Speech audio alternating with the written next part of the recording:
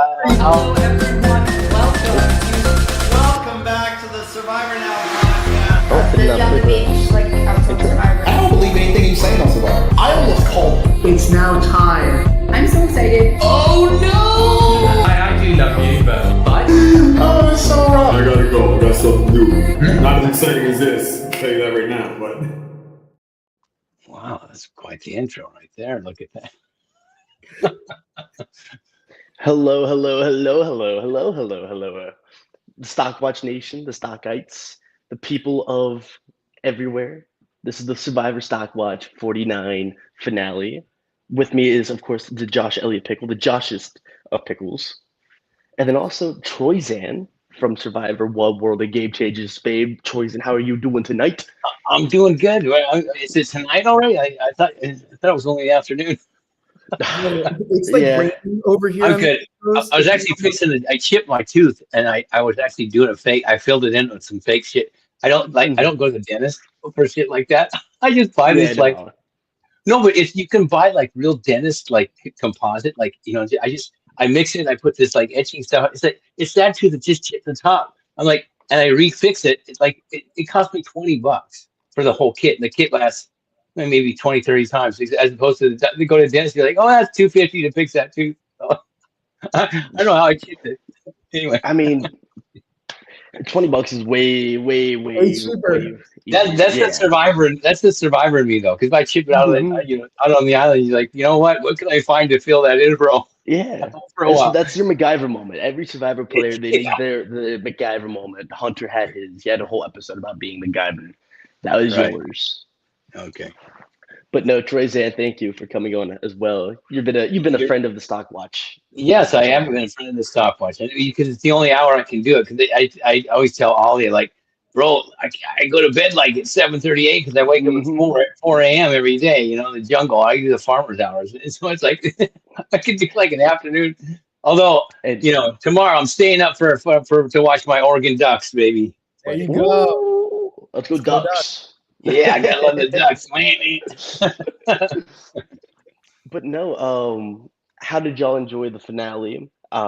Me and Josh, we were in the Bryson Wendell Presents in New York City, so we got to meet up along with Matthew and Kara, and I thought this was a really interesting final tribal because the less and less my expectations became, the more and more I enjoyed it.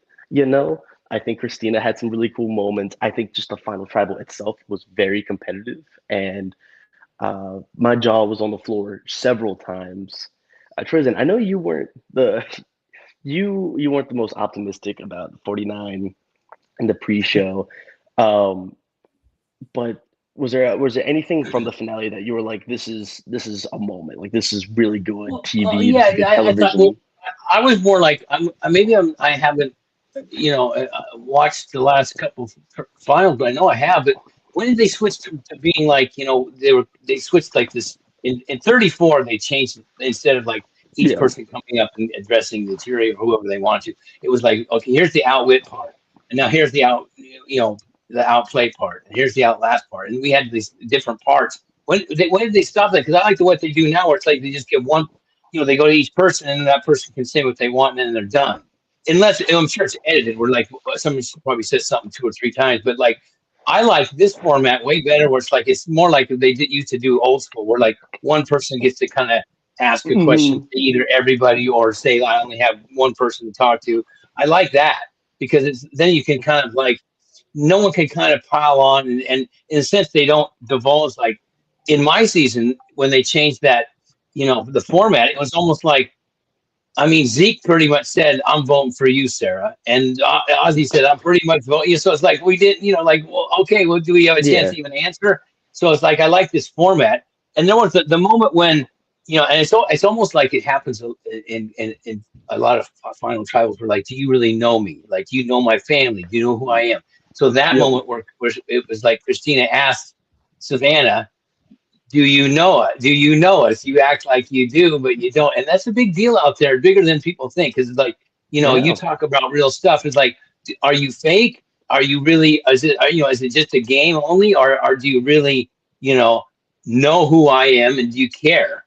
So it's kind of like one of those. I was like, oh God, I thought that was her demise. Yeah. She really wasn't answering. Like I know, but she was being the thing that got her by was that she was like kind of in a sense like I'm just being honest. I don't know. I forgot. So if you're kind of honest in the sense and Yeah, no. kind of kiss somebody's butt a little bit, like Savannah, hey, I know. Yeah, what do you want me to say? Like even when people are mad, if you say like when Sage said to Steven, 'cause and you can tell Steven's still pissed off. He's still mad. He gets his sour grapes and but if you say, listen, I had to vote. You were going to beat me. You're better than me. Give those people credit. It resonates. So they usually can kind of like, okay, you think I'm better and you think I'm great. I'll give you my vote, as opposed to, well, hey, there's nothing I can do. I know you hate my guts, so let's move on. So it's like, there's a few moments. I Yeah. mean, the all girl tribe. I've had one of those on my season as well with Kim.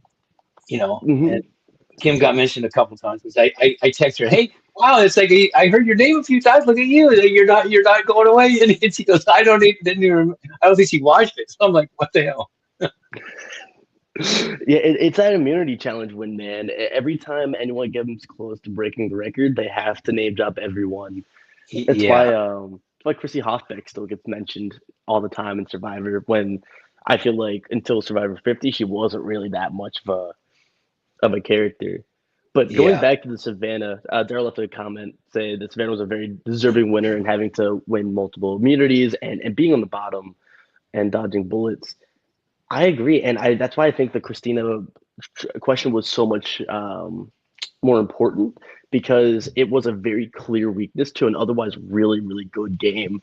And I think Savannah answered that the best anyone could.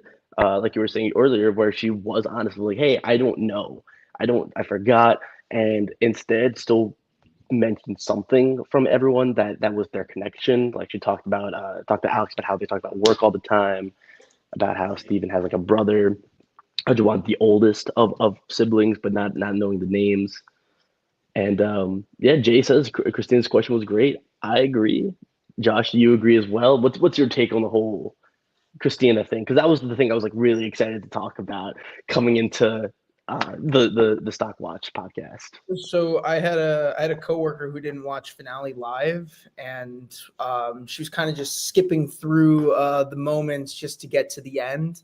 And when she did, she was like, "Oh, when are they getting to the jury questions? Oh, what's the most interesting question?" I said, "If you're gonna skip to a question, you got to skip to the Christina question," because I thought that was definitely the most interesting question and probably the most targeted question. Because when we are asked that, we know, especially with the insisted push from Christina, "I'd like you to try."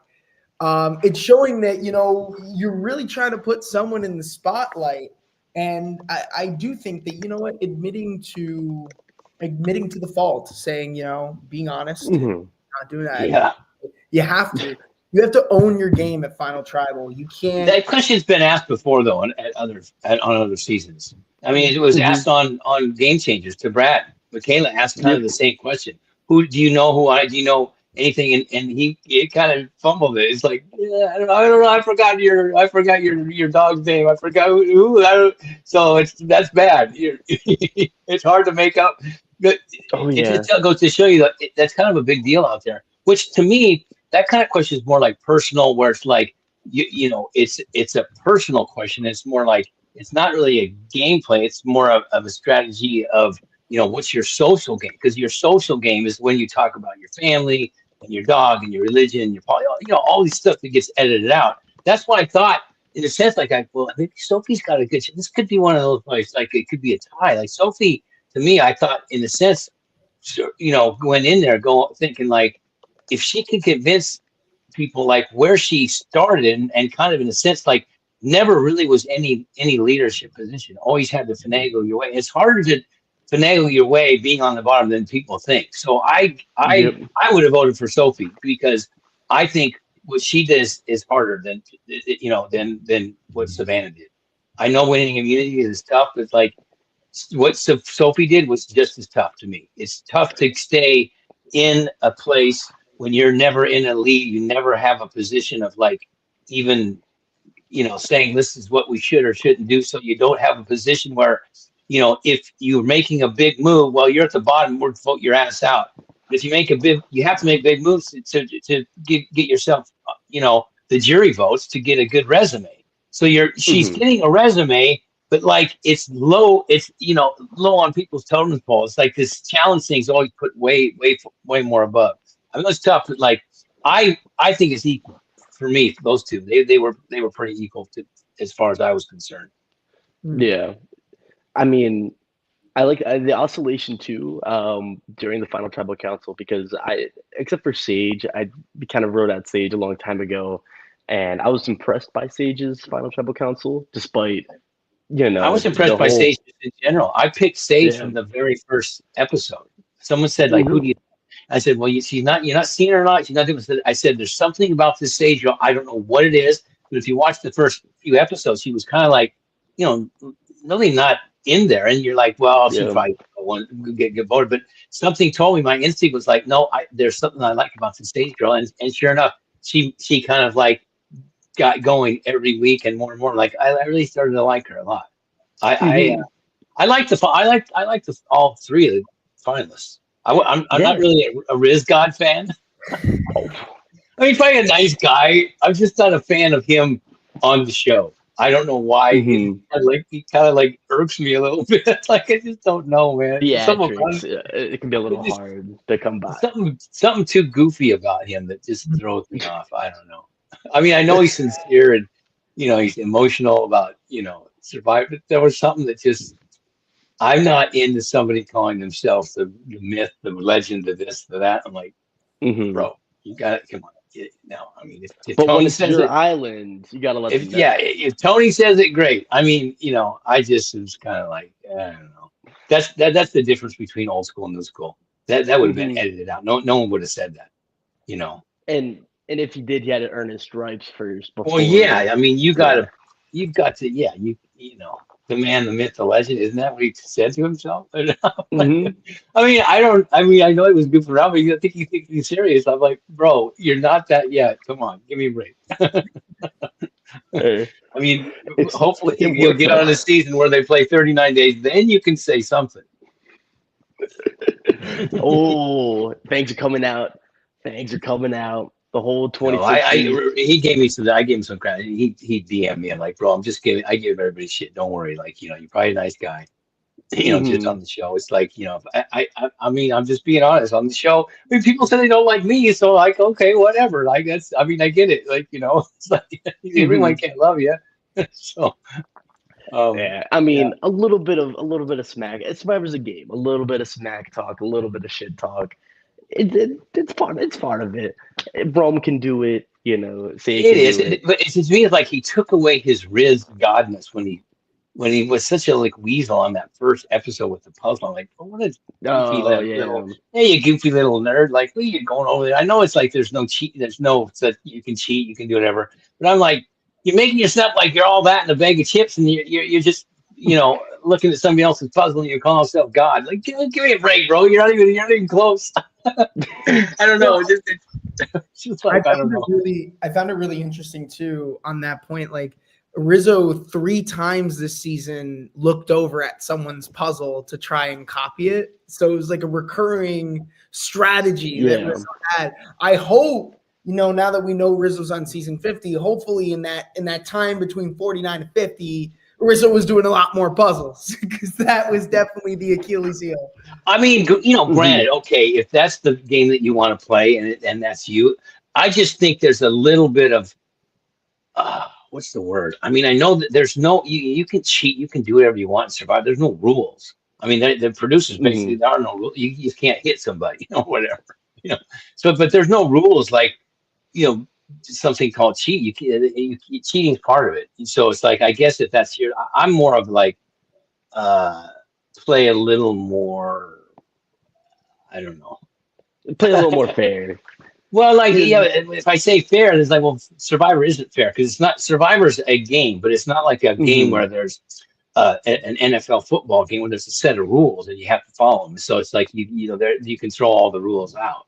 So, but I'm slightly a little more like I would feel more ethical if I won something on my own, like in a sense, like without having, to do the weasel move. I'm not into the weasel move, the snake moves. Yeah, I mean, let's I say don't you know. wrestle hands where it's like expected, whatever. Okay, you know.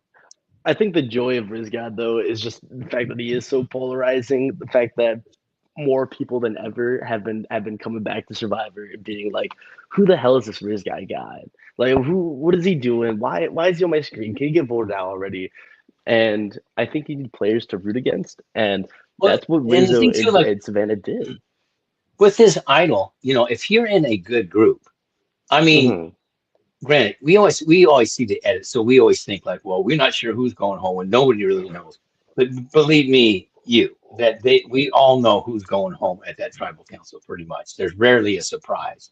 So going into each tribal, he 100% knew I'm not a threat. I'm not no one's Hmm. vote for me. This is our vote. So it was fairly easy for him to keep his thing, or to keep his idol and not to play it. I thought it was Yeah. pretty good, pretty genius that he's like was saying like I only have this till 6 and somehow convinced them of that, you know. But to keep it, it's not that. I mean, I kept the idol in my freaking pocket from like the Hmm. second I found mine on both seasons, like and nobody knew it, and maybe a few, but still, it's like I knew that I knew not. I didn't have to play it because going into each tribal, you're pretty sure 100% like who's going home, like in general. I mean, it's rarely the only person that gets surprised is the blindsided person, but the Hmm. edit always makes it look like one or two people, but in general, people know.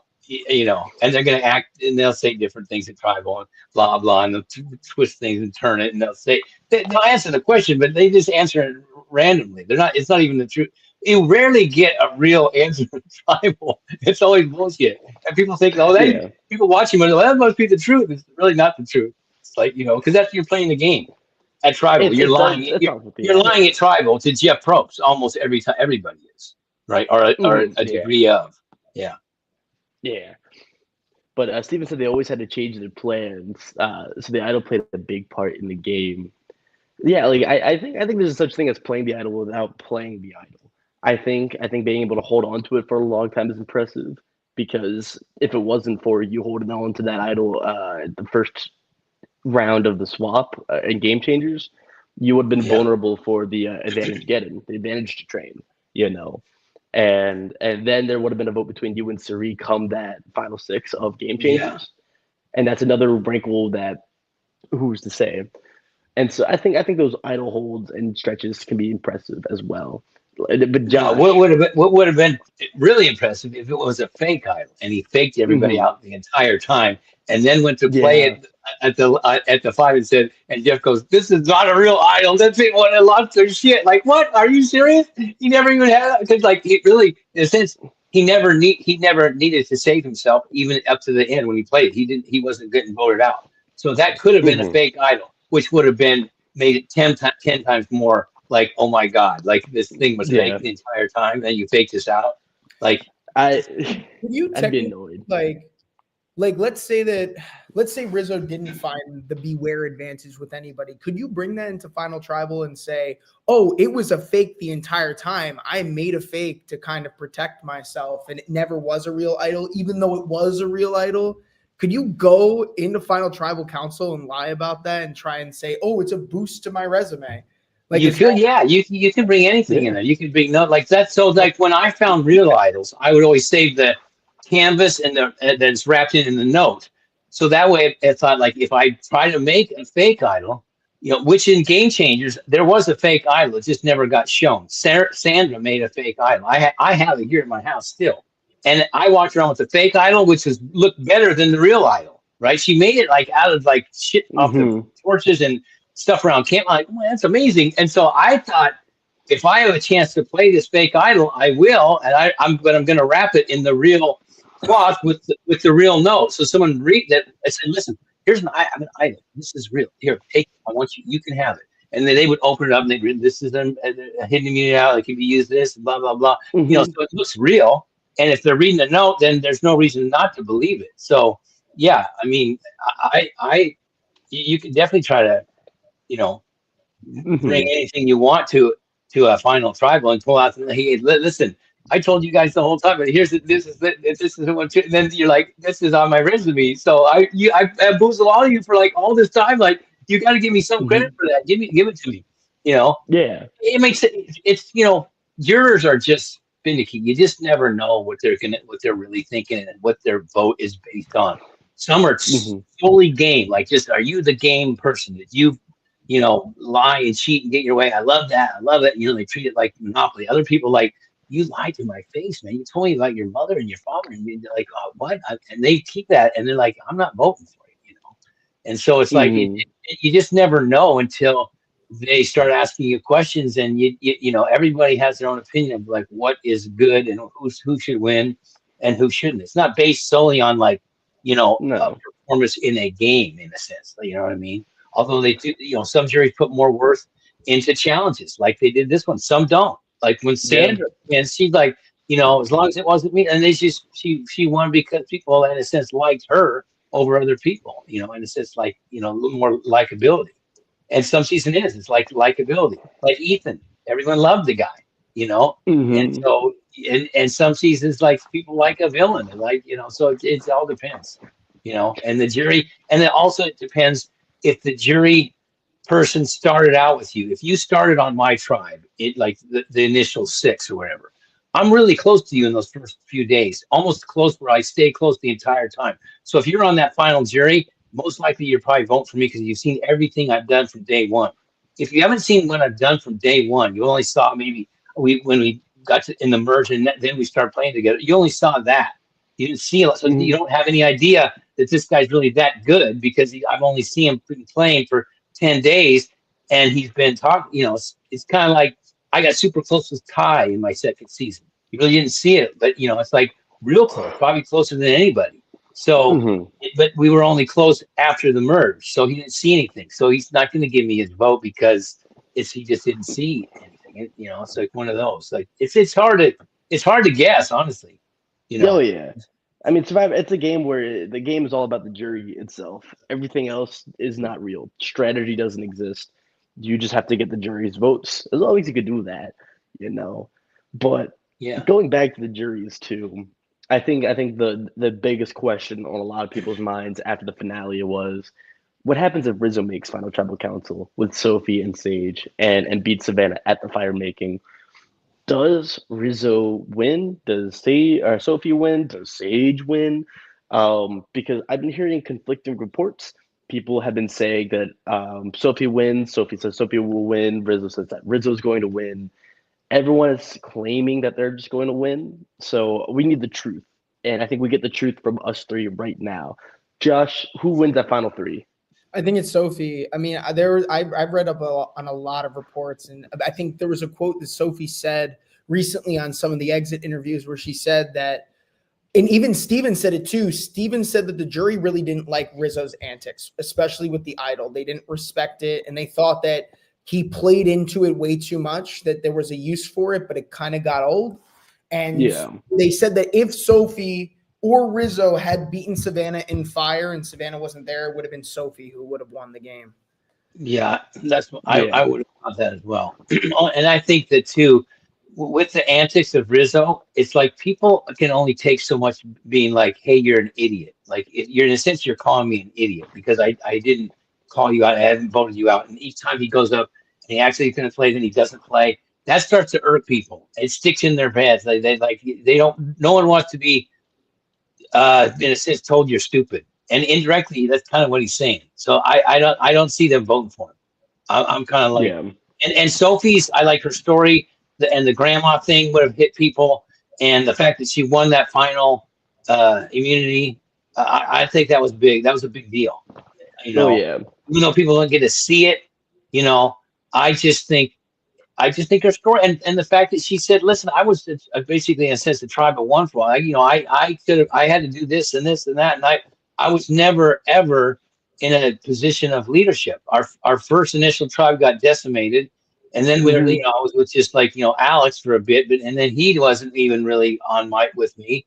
He's going back for so I really never." I was in the bottom. You know, it's really hard to play from the bottom. You never really feel like you're in a good spot. You're always paranoid and going home to keep calm at the bottom because you know you're going home. It's tough. If you got an idol in your hand, you play kind of a little more like, I got an idol. I can save myself. So as soon as you maybe don't even try as hard, or it's subconsciously you don't try as hard in the challenge because well, I can lose this because I'm not going home. That's in Rizzo's mind because that happened to me. And when you have an idol in your pocket, you kind of don't. You play hard, but like you're always have this thing in the back of your head. If I drop out of this challenge, or if I drop the ball, or if I do something, like I'm not dead, I'm still alive. So like you don't play like your life is on the line. Like my first season, my life was on the line a lot until I found it. So I'm like, you play fucking crazy hard. It's a difference, and you can see it in people when they have nothing to save, no advantage, no idol, no nothing. They play like my life is on the line, and you can see it in their faces at challenges. And just in general around camp. Yeah. So, I think Sophie would have won. I do. And going into like the more of the Stockwatch 2s, they'll correct the reads why the edit to 49 has been so wacky because it's been very inconsistent where like all the players that got a lot of screen time, they got an early exit outside of Rizzo and Savannah. Sage had no screen time for a good bit and then popped off. Sophie S had no screen time for a little bit, popped off.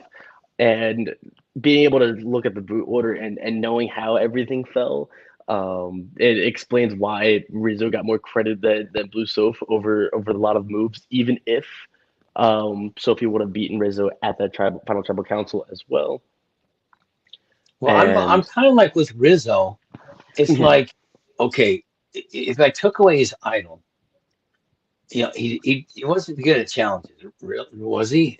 Was he good at challenges? Any individual or even team challenges? I mean, and in a sense, he wasn't like some mastermind over Savannah, and he wasn't some like super strategic guy. I mean, without Savannah, he's to me dead in the water. So I feel like Savannah's a little more strategic in a sense, like and so I just don't put him in the top. I don't put him on 50. That's for me. I just don't. Sorry. I mean, bro, out of 50 seasons of Survivor, you're telling me that Rizzo, the Riz God, who's not a legend yet, makes it on 50? I don't get that. It's like if I said I could just name off 10 survivors to just the general public, blank, and I say Rizzo, they're going to be like, oh, and I say, who are you going to put on 50? There 9 out of 10 out of 10 times they're not putting Rizzo on 50. They're just not. They're not. It's not happening, and they're not putting 5 people from the last 2 seasons on 50. That's not what you're doing. Like I know it's recency stuff, but that's just I just don't understand that. It's beyond my grasp. Like it's like could be the super all-star legend season of all time, and you're leaving out. It's like you're doing the NBA top 50 players of all time, and you're leaving out Michael Jordan and Magic Johnson and Larry Bird. Yeah, no, sorry, we've already seen them. They're out. Like, what are you kidding me? Like, you're not going to invite Michael Jordan, but you're going to put in some new rookie dude that plays for the Charlotte Hornets? What are you kidding me? Like, I don't get it. I don't. I mean, I hope it's going to be fun, but like, we'll see. But I don't get it. I don't at all. And I'm not it's not just me. I mean, there's a lot of survivors behind closed doors that are going, what? And fans. I mean, I've talked to fans a lot, all the time. I just went to a charity event. Not one person's going, wow, man, this is amazing. I've never seen anything like this. I don't know. Like, I'm excited because again, he's someone that no one wants to see on. And for that reason, but he's not a villain, so it's not like if he was a villain, it'd be like, okay, well, it's like invite Russell Hantz back for Heroes and Villains. I think he was an anti-hero. I think. Well, I guess it kind of, but like, to me, it's like, do you put him in the same? Like if you compare it to another season, like Heroes versus Villains, which is to me like a cast of all casts. Like, come on. And you put in Russell because you saw the way Russell played the year before. It was like, okay, is Riz God even close to Russell Hance? I'm not saying like villain wise, just in general as a player, an overall player who America would be like, yeah, I remember this guy, Russell Hance or Riz God. I honestly would have swapped Rizzo with Sophie potentially, because like I like the moments where Sophie was like in the bushes and like looking at that, like she kind of reminded me of some older veterans, but I'm on the same boat as you, Troyzan, when it comes to Rizzo, because throughout the season I was having a hard time trying to find out what big moves Rizzo made, and I do think that Rizzo couldn't make the move with MC and all those other moves that kind of Rizzo claimed without Savannah. It felt like no matter what, Savannah and Rizzo were never separated all game. Like Rizzo couldn't do anything, even when Rizzo was on that one immunity where everyone got split up and Savannah got to go. I mean, that was a time that Rizzo could have been separated, but even with that, Savannah was there. So, well, I think that Savannah could have played without Rizzo. Rizzo couldn't have played without Savannah. To me, couldn't have got as far. Well, honestly, Rizzo does remind me of Russell Hance. Like, he reminds me of Samoan Russell Hance in a way where an alliance, the underdogs going to the merge, right? They have a crazy deficit because it was both tribes, it was Hina and a lot of the former Uli members against the core three of Rizzo, Savannah, and Sophie.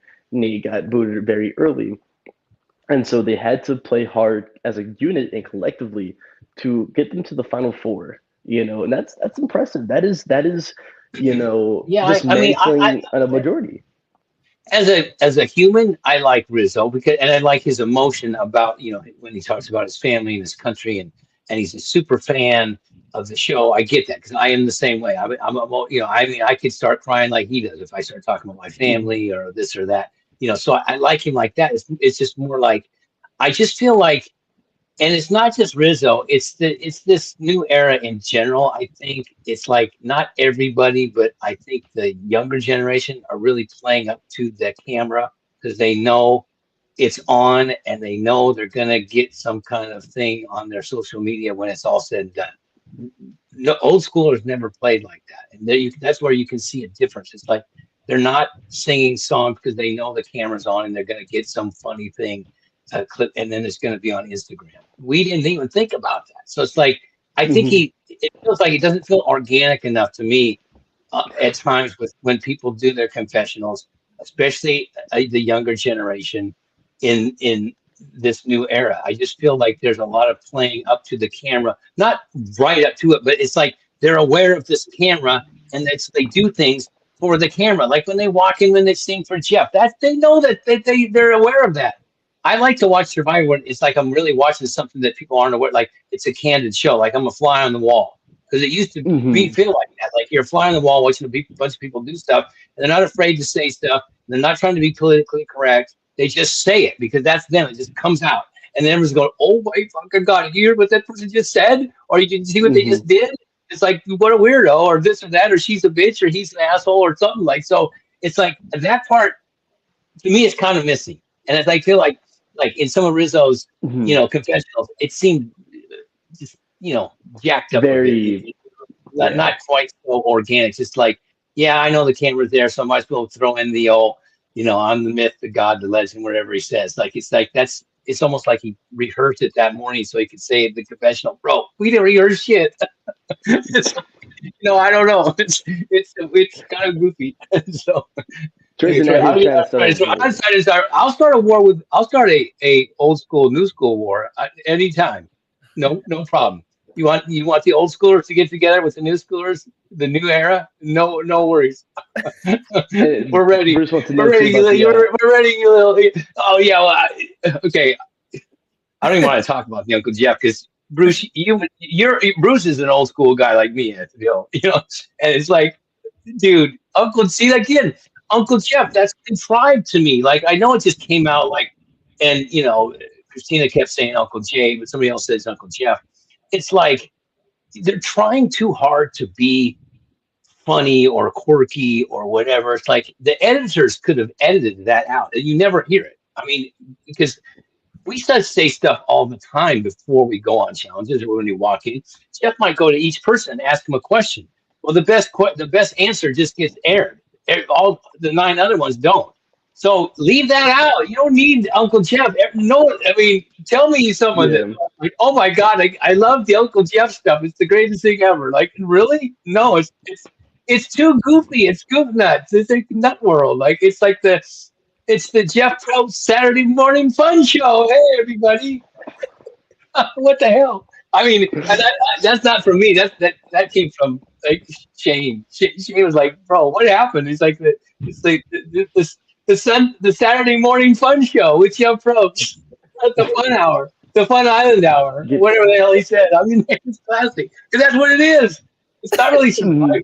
The name Survivor, it used to, that's what it meant. It was Survivor. You could see it Survivor. Now it's like, I don't know what it is. It's something. I know.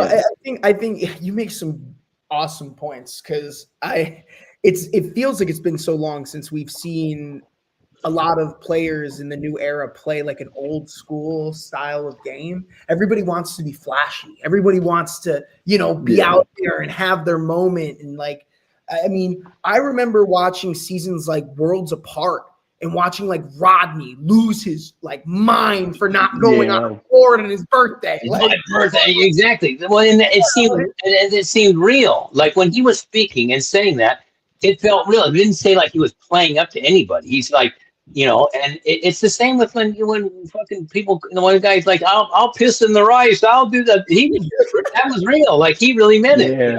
And when the one girl took off the guy's fake leg, she meant that shit. Like, don't give a shit if you got a fake leg. I'll throw that shit in the fire. Like, that's real stuff. Poor Bianca and Kelly Bruno, man. Poor Kelly Bruno. I'm just saying, like, chance. I just don't know why Jeff wants this more kumbaya moment and happy-go-lucky. Everyone's happy. You're playing for $1 million and you want to see drama. I don't care what anybody else says. It's like human nature. By our human nature, we like to see drama. We might say we don't, but guess what? When there's a car accident on the freeway and the car's on fire, and people are going, "Oh my God, Jesus Christ, that must be terrible." Oh, what are they? Oh my God, yeah. They keep looking. They don't turn their heads. No one wants to get burnt in the fire. No one wants to see terrible things. But we watch. It's the same way we watch Game of Thrones. We're not personally going to go out and cut somebody's head off, but we like to watch the crazy shit that happens on that shows like that. That's what people like to watch. That's what put Survivor on the map in the first place. Drama and good versus evil has been going since the beginning of time. Good versus evil. So you got to keep that. You have to. The wheel wasn't broken. You didn't have to change it. So it's like the theme song. I think people got too good at surviving the elements because now it's like every when we talk about survival now, it's more or less in the concept of the game and the framework of the game. And I think after Survivor Cambodia, everyone started playing a little bit harder and a little bit harder. And then Game Changers, people were playing a little bit harder and a little bit harder. And a lot of the fans, they really like those seasons. And so now they're going on wanting to play those kinds of seasons. And so everyone is playing extremely hard where there's no room to breathe anymore. It's almost everyone knows it too well or something. It's almost like everybody that gets cast played like online games for 5 years and played Survivor and then they went on the show. Like, I don't know. I mean, I didn't mind where they just get recruited people because they were some real characters that got recruited. I mean, Philip and I'm just saying in general, like Coach. They ended up knowing the show, but like there's a certain type of person out there that just was like this, Survivor personality. We all have, when we meet up with each other, it's like we all kind of know, like you can tell instantly, like, oh, now I know why you're on Survivor. You have that certain something of personality. We all think that we're normal. We're not. We're not really normal. No one's like, you can't be normal on Survivor. Well, I mean, yeah, you can't really be a normal person. So it's like, I mean, I'll always love Survivor. I mean, I'm not going to not watch, and whether it's 26 days or 12 days or whatever. And if it's because of budget that they have to cut down to 26 days and cut off like family visits and live shows because, well, that's going to cost us too much and we'd have to go off the air, then I'd say, well, then fine, Jeff, I don't want you to go off the air, like stick with what you got. I think it's just people don't know why they've stuck to and changed certain things. I think the fans want to know, well, why don't you go back to 39? If he just came out and said, listen, CBS, we don't have the budget. We save ourselves $15 million a season because we don't have to do that. And we stay in Fiji because we save this much money. Otherwise, the show would be canceled. The execs at CBS would say, no, it's too much and it's over. So then we said, okay, I get it. But I think people are frustrated and going well, we want to know why. Because when there's no answers, you just assume it's laziness. You just assume it's kind of why are you staying in Fiji? I mean, I know it's easy. It's a lot easier on production for sure. I mean, going to the same place. I mean, I've been to Fiji. I've been to the exact islands we played on when the show wasn't there a couple of times.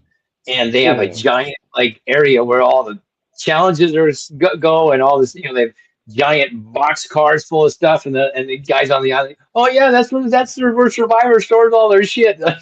Really? It's you can see pieces of puzzles on the beach, still just laying on the ground. It's when I went back to Fiji 2018 with Ty and his partner, and we met with Michelle, and we met up with Sebastian and his girlfriend at the time, Jenna. They were already there, and we walked around this. It's Mana Island is where the main island is, where the crew stays, and where the majority of the challenges are done, and tribal councils. So we got to see all of it without they break down tribal council and everything. But we would go parts of the islands there'd be behind a giant fences in somebody's yard on the island, just piles of wood and piles of and painted color. That's the challenge. That's eight or nine challenges in there that they took down. Or we'd find something on the beach, and I think it's classic. So it's easy to fly, and it's 12-hour flight from LA to Fiji. It's a nonstop flight. You're there, production is there, as opposed to going to Cambodia. It's probably 3 or 4 flights, 24 hours, and you got to get a giant barge, 3 months early to get every single piece of wood and whatever you need for challenges to the location. So it's way easier. I see that. Yeah. Anywho, coming back to Survivor 49, I love hearing about all the little trips that all the Survivor alumni players have. People always say the Survivor universe is very well connected, but it's always fun to hear about oh, y'all don't just hang out when it's a Survivor event. You guys aren't doing it just because you were on a TV show once. You're doing it because you're actually friends with it. It adds to the realness that I think we just don't really see much of in the new era, because they try to make it seem too real. But no, I want to talk about Hina now, going back to the Survivor 49 finale, because Hina, did they drop the ball? What happened with them? How did Christina make it almost to final? Why did Christina get voted out before stage 2? Do we think that, how do we like them? Do we like them? Were they important to the story, or was it just a tribe that we will forget starting next season? You mean is that the yellow tribe you're talking about? Yes, sir. The Hina. Yeah, I always forget their names. I'm they've had so many Fijian names that I forget I just say yellow tribe, red tribe, blue tribe. I don't know. I honestly don't know why Christina, but I mean they keep saying because she was great at fire, she was this fire queen and blah blah blah. It could be, they just we probably don't believe it because it's kind of oh, that was my phone. The ringtone is classic. You recognize that? That's a cool ringtone. So Christina never got showed during the show how much she was making fire. She might have been making fire every day. So that is a threat. So it's if you could make, and if it was quick, then it's well, because we don't really know how quick those fires are made at Final Tribal. It's everything's kind of edited. So it could, it could take them literally. They could sit there for 5 minutes and it hit the spark thing going, and it goes and stops and goes and stops, and then you only see the edited version. Like, well, now it looks like they're starting. Oh, it went out once. Or it might have went out 5 times. But with Christina, maybe she was one of these. Like, hey, she starts a fire like that, she'll win. Yeah, they showed quick So- flashes of Christina making a fire, but like even then, it was still like But that was like Yeah. the only thing. I was watching finale and I was very confused as I was like, wait, Christina's really good at fire? Why are they showing us this at finale? Why didn't they show us Yeah. this, like earlier, or just maybe even like a clip? Like, it didn't have Yes. to be, it could have been You're subtle. right. You're right, Jai. You would think, because like that would make more sense. Like, the editors know the show. They know everything that's happened. They're the editors sitting there. They know every day this happened. They know who won, who did. So if you're gonna vote her out because of that, and that's the key word, fireman, like, show it during the season, even just a small clip where it shows her doing it, then it makes more sense to the oh yeah, that makes sense why they're doing that, as opposed to, really, Christina, like, I didn't see her do the fire. She's really, that's really the real reason. So it's confusing. Yeah. So for like me, right? I don't know why I'm relating this to 46, because when I think about people who go at 5th, I think of people who are like really edited to be like this person who's going to win the game, who people are afraid of and are saying at Right. 5, this is our last tribal council, we can vote. We need to vote out a big threat. I'm thinking of like Maria at 46. Like, that was such a big She was a huge character that people needed to take out. Last season, we had Shaheen. Everyone was like, Shaheen needs to be this target, came from that whole journey thing. the dark horse. Big player. And then now we're at 49, and it feels like the person going at 5th was so under-edited this season. There wasn't a lot of confidence from Christina.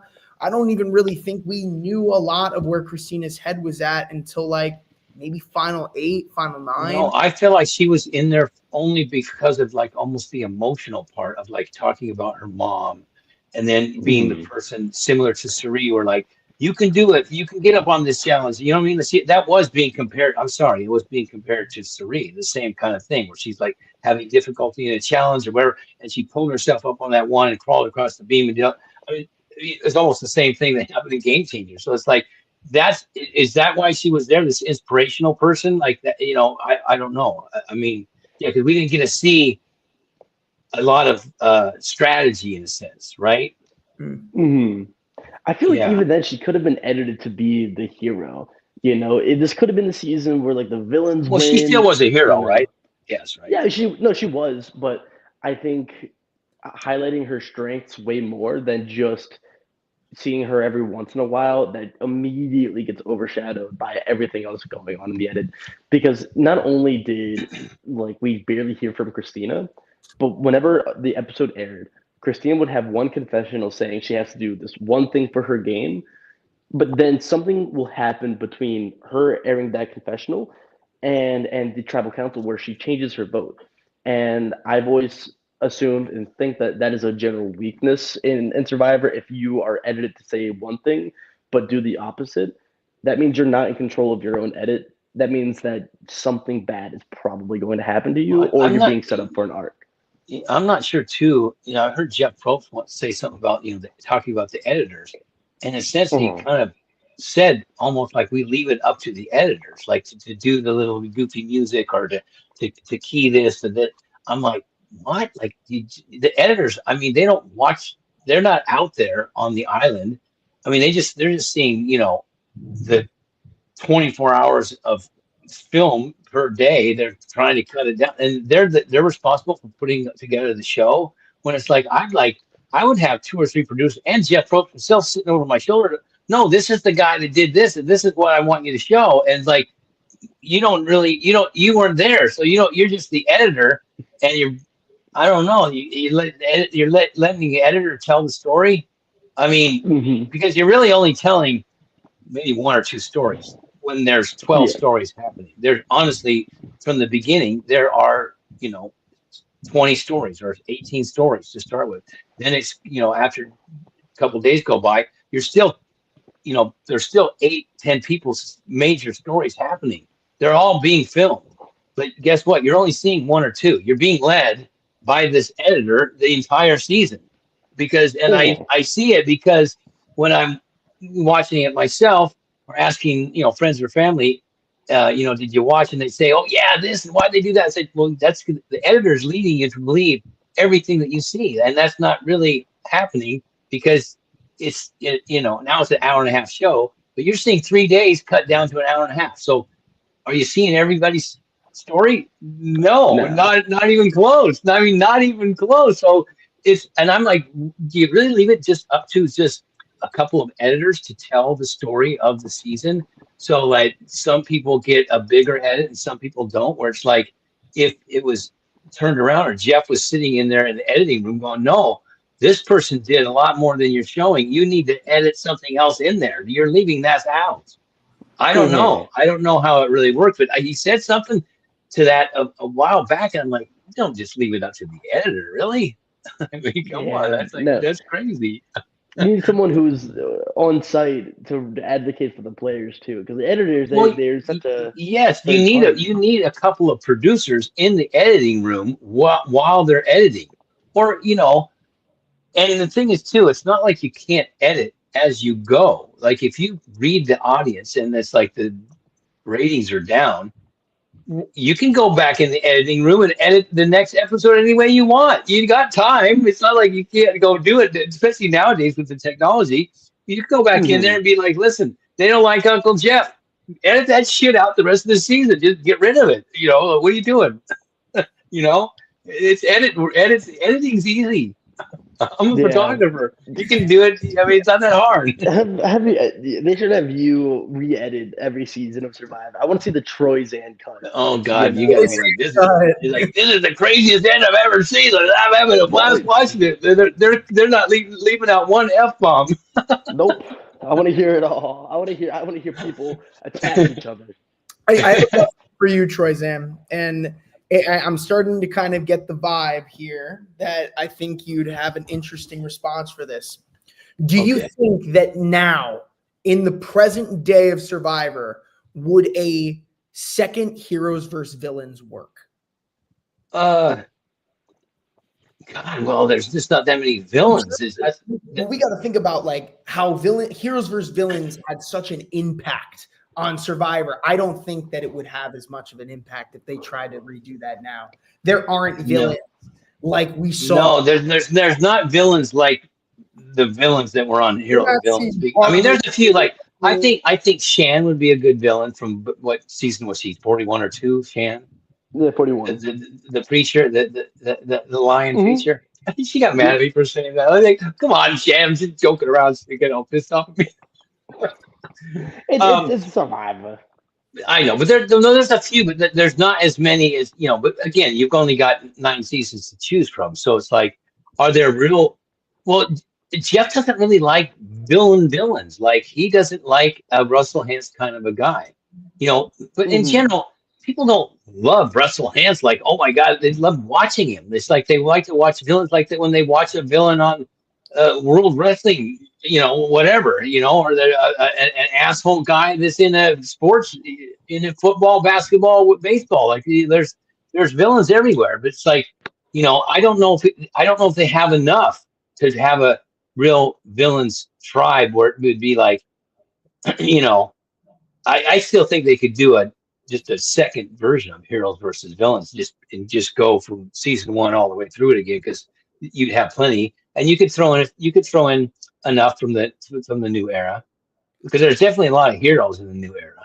I think there's more heroes though than villains, because it seems like in the new era, like the whole edit is, we want to kind of reshift, show a lot more heroes, a lot more people. It kind of feels like we went from getting like rated R Survivor to like PG Survivor. Everything is dude, it's not even PG, it's G. It's like it's like for Disney World or something. When it came to season 50 in this trailer, I was like, the first 30 seconds, Coach giving this whole and I'm like, hold up, I'm ready to run through a brick wall for this trailer. And then I see Mr. Beast, I'm hearing about Billie Eilish, Jimmy Fallon, and I'm saying, what do any of these people have to do with Survivor? I know it's like you don't need extra stuff, and it's like I just feel like sometimes I don't know. I'm confused on the cast. I look at the cast and I just kind of like I'm more like, doesn't everybody that watch Survivor, even super fans, regular fans that are not like super fans, and past players, don't they? If I say 2 years ago, Survivor 50 freaking seasons of the same reality show, maybe the greatest reality show of all time. Of all time. Every person in America knows the name Survivor, the TV. They might not watch it, but they know it because it's huge. So 50, in my mind, is like a big deal. It's the biggest deal.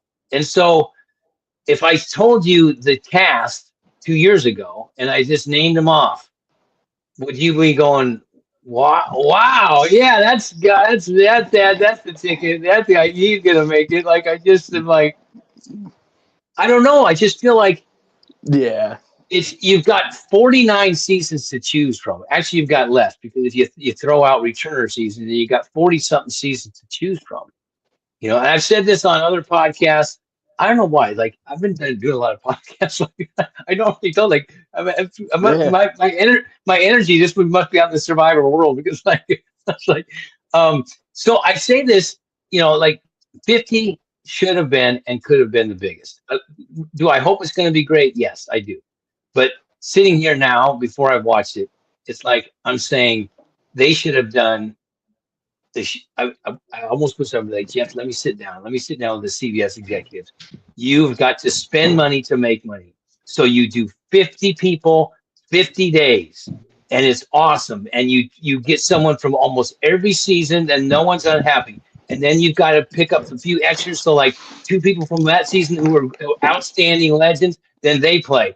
And you do it in 2 parts. You air the first part like a normal season in February to May, and then you stop and you're down to 25 people. You play the rest in the summer, and maybe you do 2 episodes in a week during the week. You know how many freaking Americans are watching that show? Like, bro, are you watching Survivor? It's like fucking 50 people started, and it's 50 days, and this is the second half. It's all summer long. Oh my God, it's insane, And like every legendary player, everybody's ever it plays, and then it's split. Then it's casted correctly because there's 50 seasons, then you cut it into 50. Like there's 1 through 10, 10 through 20. You know what I'm saying? Like, and so like 41 through 49 isn't half the cast. Like now, you don't take 50 seasons of Survivor and cast half of the new era.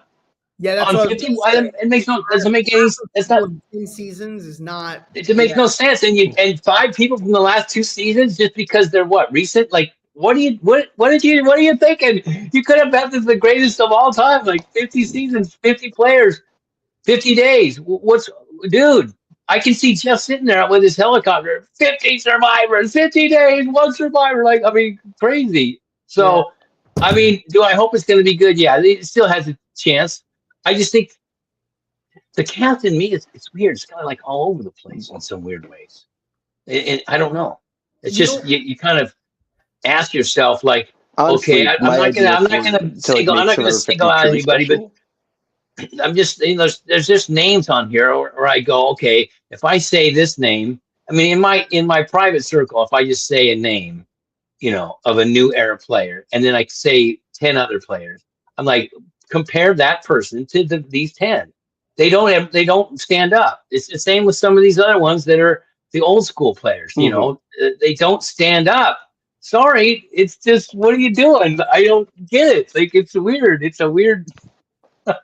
We'll see. I mean, Jeff, I still love the show, buddy. So I'm rooting for you. I just hope you didn't. You should have called Troyzan into the office. Make an open letter. Be like, Jeff Probst. I know. I feel like I should retire my Survivor career, but I really feel like I'm going to play a third time. So, and then just be like, I want to be a producer out there. Like, let me ask the questions to these people for the confessionals. You can replace Jeff Probst.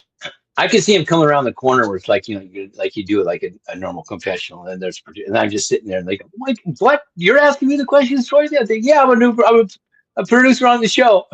I can ask great questions because I mean, to me, I feel like if you've played and you've been there and you've done it, like my questions would be awesome, in confessionals. I could get a lot out of people. So we'll see. I mean, everyone's excited for 50 because it's like, it's a big number and it's like, people are just curious how this is going to work.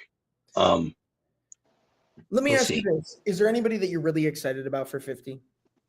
Well, I mean, I know. I played with 3 people that are playing. I played with Sari, I played with Ozzy, and I played with Aubrey.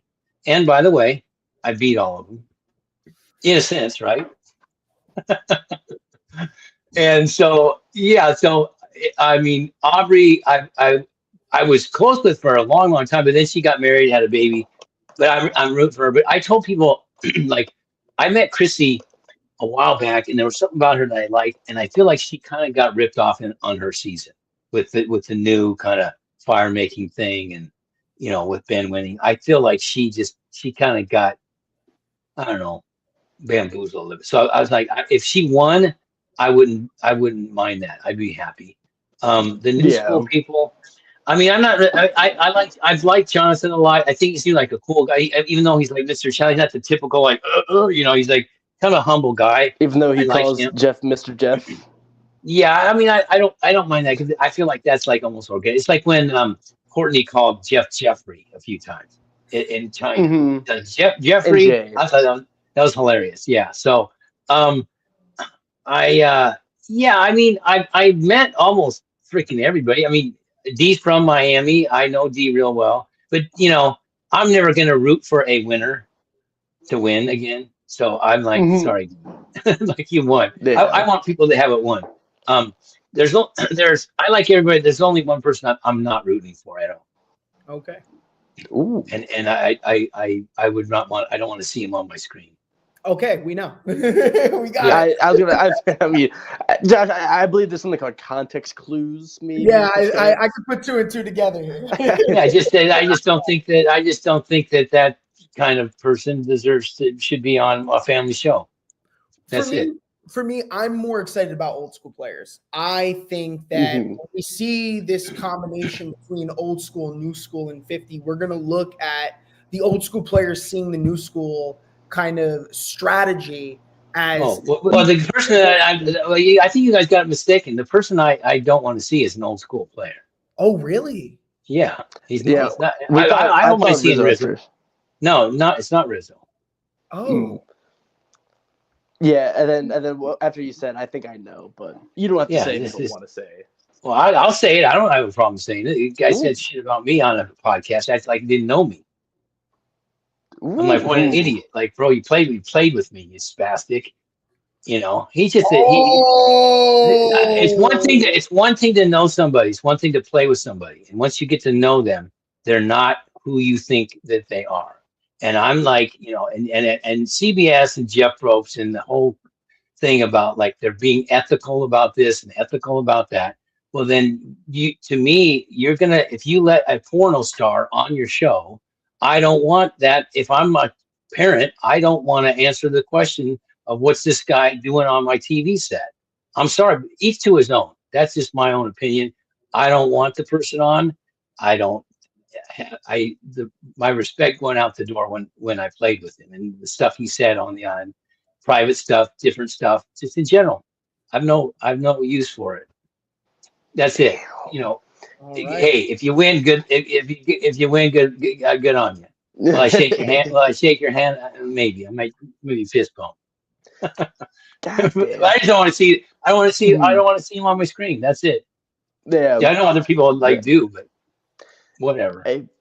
Again, like he's the kind of player that doesn't change his game that much, and you saw never changes it, not at all. Like even Sarah said it. Like it's kind of like if you've been married 4 times, are you good at marriage? If you've been married 4 times, got divorced 4 times, are you good at marriage? Yeah. Same thing with that's how my quote. That's how it's like addiction. So yeah, I know Stephanie really well. I like Stephanie. Sari I played with, like I said. Coach, I really don't know. He seemed like an all right guy. Rick, I like Rick a lot. Met him. Mike seems like Mike seems like a nice guy. I mean, if Mike won, it'd be huge for the show because then you'd probably get like 10 people on White Lotus. That's I mean, come on. If White Lotus didn't exist, does Mike White play? I don't know. Really, come on. So even he was a popular character still. yeah, I mean Christian is like he seems like I like watching him. Like I said, I like Chrissy. Jonathan's cool. Don't know much about Emily. Q doesn't really do it for me. Charlie seemed like an all right guy. Tiffany, all right. Genevieve, not sure. Kyle, Joe, not sure why. Camila, not sure why. And the last two, Rizzo and Savannah. I don't know. Yeah, I mean.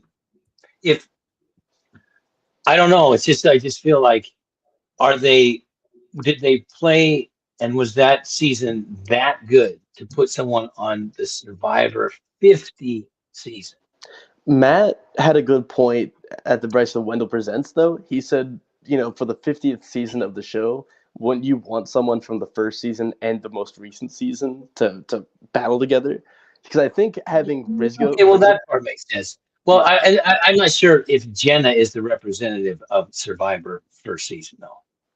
It was the best that I think they could have done with how they've been casting. I wanted Greg Buis, but I wanted Colin. I mean, I just I would have liked to see too. And I don't know. I mean, Colby didn't do that great in Heroes versus Villains, so I don't understand. They picked Colby, I think, because like he's like the original like American hero. Yeah, he's the original hero. Yeah, and Jeff is talking a lot about this is going to be a celebration. We're going to have the fun show, Saturday morning fun show. So it's like that's what So he wants that. I mean, show me. Is there a villain in this whole group? Like even close, like villainous villain, like a real. I don't think Steph's a hero. I think she's a villain. I mean, Q kind of, but not. I mean, if I took all the villains of Survivor, the top 10 villains in Survivor, does Q make the top 10 of all villains? He makes top 10 in the new era, but not all. Well, that's what I say all because this is Survivor 50, so I have to encompass all the seasons. So that's why I say I look at someone on the cast and I said. Now I'm going to name off 10 more players that are super popular or super good or whatever. Can they stay in that group or can they compete in that group? If they can't, then they shouldn't be on 50 in my mind. If we're talking about villains, I think I could see a case for Angela. Coach was already a villain. Ozzy can be considered a villain. Looking at other. Well, yeah, I mean, Coach was more of a villain like in his first season. I don't think he's a villain in real life. I think he's way more. No. Yeah.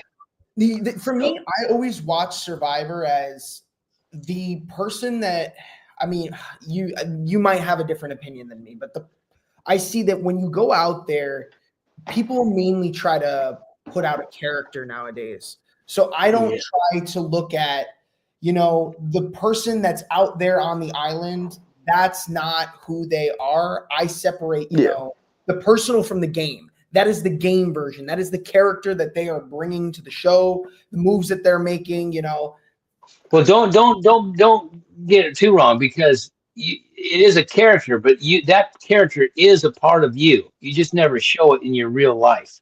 So, and I say this, and other survivors say it too. It's like you get out there and you think you're going to be a different person, or you're going to tell people you're different. You might get away with telling you a different job, but like who you really are, you never really know until you go on Survivor. So I talk about not this person like here. Like I represent who I am, and I try to do my best and be my best and show my best, put my best foot forward. So that's like people will like me. That's who I think that I want them to know that's who I am. But then there's the person who you are in your gut. That person comes out on Survivor on day 5 or 6 or whatever. And that person is really part of you. So when people say like, oh, that's not really me and I got about it. No, you really are a bitch, and part of you just didn't ever know it. It came out, and that's really deep in your gut. You feel that way. You're like, or if you're really like, so you can't hide from who you are inside. So people that have a villainous quality, they really have that. If they just don't show it in their real life, and they don't have to. Out there, you're living and playing with people that you do not like. In your real life, you can just walk away and say whatever and act as if it doesn't bother you. Out there, your real person will come out and be like, so it's like and we all have it. I mean, like if you went to some, therapy session, you'd probably, end up talking like, and then that person here would eventually come out and you're like, be shocked, like to even think like, wow, really? That's part of me. That's me coming out. And we all have it. We just don't get a chance to do it. And that's why Survivor is kind of cool for us, because you get to see like, well, okay, there's a side of me that I thought wasn't me, but it's deep down in my gut really is me. Yeah. Anywho, I feel like we're stuck in this weird limbo because it's like we're representing the offseason well of 49's kind of over. Is there anything left to really talk about 49? Do we just want to keep going about Survivor 50? Because there's definitely takes and whatnot. Yeah. I don't know. I think it's always hard to know how good a season is when it just finishes, because every year, whatever season you're on, it's all hyped up because it just finished, and it's like everyone's just watched it and everyone is popular, and then some years go by and then it's not as popular, or it kind of or people that that got voted out 8th all of a sudden become like, what season are you on? I'm not sure. Like, so it's like people tend to forget certain things. So it'd be hard for me to judge 49 until a few years goes by. Like I can say 44. It's been a few years gone by. I enjoyed the hell out of it. It's like, and I can still name off characters and name off stuff that happened because it was an impact. So like, but years have gone by. So it's like, it's still the test of time. Yeah, and it's like, well, okay, speaking of 15, speaking of 44, it's like how you do not have a Carolyn Weegar on your 50 is beyond me. Because I can pick out any person on that new era, and you tell me that they're more of a character and a person that America wants to watch than Carolyn. No one. Name one. None. Sorry. No, Jesse as well from 43. People, all the fans. Carolyn, to me, like I think more people would watch Carolyn over Jesse. But they were still like the two biggest new era characters. Yeah, I would have put both of them though. I would have loved to see Carolyn and Jesse on season, because I think both of them do deserve a spot. At least if they're new era representation. If there was, well, yeah, I mean, maybe not in overall. Like, well, okay, were they some Mount Rushmore best game player? No, but does America remember them, and would they watch them because they're engaged with this character? Yes, they would. And so you can't name one person on that tribe. I mean, I'll go through them all: Jonathan, Emily, D, Q, Charlie, Tiffany, Genevieve, Kyle, Joe, Camilla, Riz, and Savannah. And you're telling me that like Carolyn doesn't fit in there? Yeah, they're watching. They're more interested in them over her. I don't see it. Or Jesse. I think Probst mentioned Carolyn saying that the fact that she did Traitors and went on another show kind of ruined her character arc, which I don't know how I feel, because like I don't think it ruined her character. Well, I think that was when Jeff was like a little bit perturbed that Survivor was casting, getting all the good people and putting all the work into finding these people. I mean, he's been saying that for a long time. I already kind of knew in the back of my head, like Jeff would never say this, but he's like, the survivors belong to me. They're us. I want them to be loyal. And so I've never tried to go out on another show, but I'm like, would I? Yeah, but like I always kind of in the back of my mind knew like it's kind of a no-no for Jeff. He wouldn't say it because he can't, because like we can go to it. We have lives. And after your contract is done over a year, you should be able to go do what you want to do. And I just think it was, he kind of got caught like, well, bro, Suri went off and did traders and a bunch of other people. You didn't get mad at them. It's like, but then you're going to, scold Carolyn for going on traders and becoming a huge character and a big deal. And I mean, if she would have got like, killed on the first day in traders, then it'd probably be fine. Okay, we didn't see it, but because she did so well and became so popular, and traders started, is what is up there. People are like, do you like watching traders? Do you like watching Survivor? And if they, if they got word of that, like, well, I like traders because it's like awesome. And I saw, Tony on there, and I saw Sandra, she played, and Stephanie played traders, and he's probably getting like, this is starting to piss me off, So I'm gonna score. I'm gonna make someone the scapegoat. I'm gonna punish Carolyn. Which is, that was, what are you doing? He shouldn't have done that. I mean, is there any other snubberies, any other robberies outside of Greg Buis? Honestly, one player I think should have came back for 50. I think bringing back Earl. I think you bring back the King of Fiji, the original Survivor Fijian winner. He was someone who has been talked about coming back before, could never. I think having him as the winner instead of Kyle, I think that would help break up the 48 thing, because people don't like how there's 3 people from 48. You still have a winner. I think Camilla now has much better screen time and much more presence because she's not going to be shackled to Kyle again. And so Sean Rector as well. Yeah, I would have liked to see Todd, though, because Todd needs to come back and just play in general. Todd, yeah. So Todd would have been fun. Todd would have been a good character. Todd would have, okay, he's a winner, but I don't think he gets singled because like there will only be him and D would be the 2 winners, right? Well, no, sorry, Savannah and Kyle. And Kyle, there's Kyle and Kyle. That's more. That'd be 4. I would have liked to see Todd. Todd could have replaced. Well, that's kind of crazy though, like, right, that the only winners on this season are all new era winners. It feels like they're really trying to put a pedestal on the new era. Right. I mean, Todd could have replaced Colby. Todd could have replaced Mike. Todd could have replaced Rick. Well, Todd could replace anybody on there. Yeah, well, it's less that they're less than Todd. Todd is just that guy. Plus, having Todd, who was way more mature. Well, there's no one like Todd for one in general. Mm-hmm. Like, I mean, just like who would you say like, oh, he's like Todd? I mean, a lot of people are easy to be compared to this or that, That is, but yeah, I mean, honestly, if I sat down and just went, okay, season 1, who would I pick? Season 2, season 3. I could probably pick out 1 or 2 from each season that I think got snubbed. Yeah. Though I think I'm the only one who's excited for Colby to return. I'm not gonna lie. I think Colby has the potential to have the best 4-season character arc. If Colby comes back and plays hard, do y'all understand how great of an impact Colby and how much of a legacy he'd have?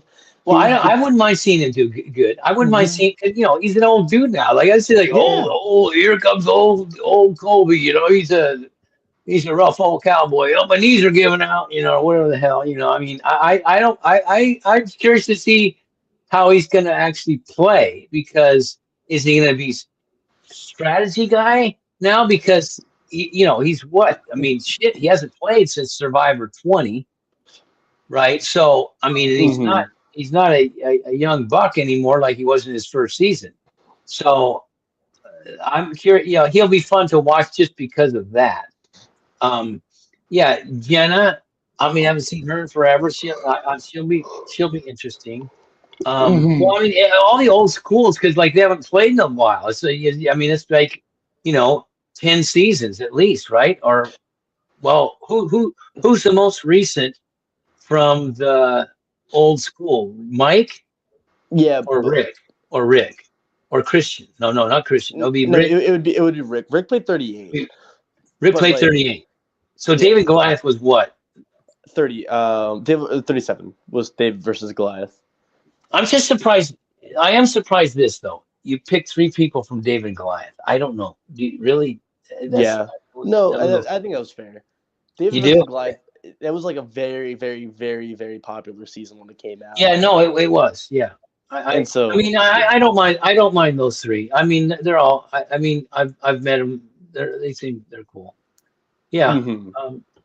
Who knows? It could be like, oh my God, the first episode could just be a 2-hour. Like, oh my God, this is amazing. This has put Survivor way back on the map because honestly, we all know the ratings have gone kind of south, Mhm. and so hopefully 50 will put it back up there and where it's like, hope so. okay, guys, we're gonna do another 10 more seasons. Season 60 coming around. But do you think they'll do anything for season 60?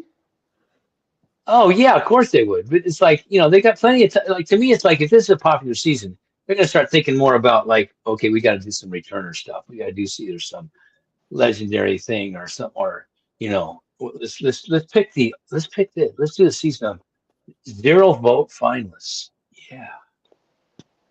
Is there enough? Would there be 18 0-vote Oh finalists? God, there's a lot. There's good ones too. Come on, myself, Carolyn. We'll bring it back to Fishback. Fishback, Spencer. Mhm. I mean, there's a lot. Xander. 0 vote. Sue? And yeah, I'm just saying, like, how many people would play? You know how hard us 0 vote we could Albert. to get 0. Yeah, to not get 0 votes again. I just Oh, yeah. it'd be awesome. It's like Cambodia. Yeah, I mean, I think that'd be a great season. The 0 vote finalists, because they're like, oh, I don't like the 0 vote. They didn't get 0 votes, but like, there's a lot of good players Mhm. that have played. I know people don't give us credit because, like, well, you don't give it credit because you didn't see anything. You didn't see an edit. We got edited out like a lot of times. So it's like, but I think that'd be a fun season. And I don't. Well, there's some seasons I think they could do with returns from in between, 51 and 60. They could probably two seasons of return. Yeah. So, I'm hoping for like I want there to be a returnee season before like the next landmark one, but I don't want it to be. I don't think it should be hyped. I don't think it should be like a crazy thing. I think if they just did like, hey, this next season we're just going to bring back 18 players that we think deserve a second chance, do another second chance esque season, but don't put a lot of hype around it because the problem is like Survivor 50 was always doomed to fail because when it's the 50th season and you can't do everything, the slightest production mishaps feels so much more extravagant because it's oh the yeah, 50th I mean, season. and as the season airs, it's gonna be under like this microscope. People are gonna be watching. Oh yeah, Like, people are okay, going to hate. you better bring it because this is 50 and you told us, and it's the cast that you chose, so you better bring it. And if it starts to suck, people are gonna get, oh man, it's gonna be like New York Yankee fans, like, God, you suck, you piece of shit.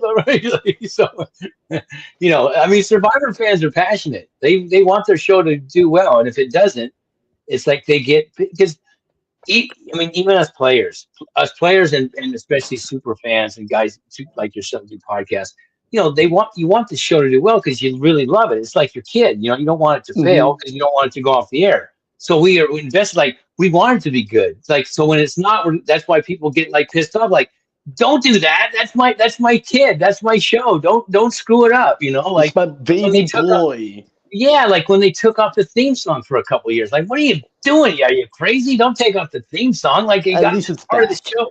It's part of the show. I mean, I wrote to Matt Van Wegen, right, the executive producer. I said, bro, what are you doing? You taking off the theme song? That's the dumbest. Like, what? He goes, well, we're showing 70 more seconds of cool stuff that you guys do. I'm like, who cares? 70 seconds. It's like, and I said, would you take the theme song off of Friends? No, because it starts the show. It gets everybody like, I know that song. I know that show. And plus, it's like on Survivor, it's not just the song that gets people familiar with the show and get them fired up. You see a face and a name. So you recognize the name and the face every week. So you start to know that person, or you think that you know them. So it's like, oh, look, there's Dee.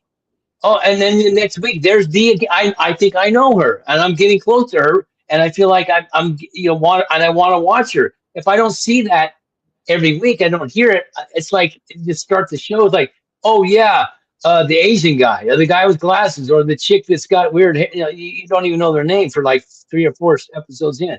I mean, the general public. So I'm glad they brought it back, because like, what are you doing? Like, you gotta have the theme song. It's like, I mean, you're not. I mean, Brady Bunch. Come on, would you cut out the theme song for the Brady Bunch just because you want to start the show? That's goofy.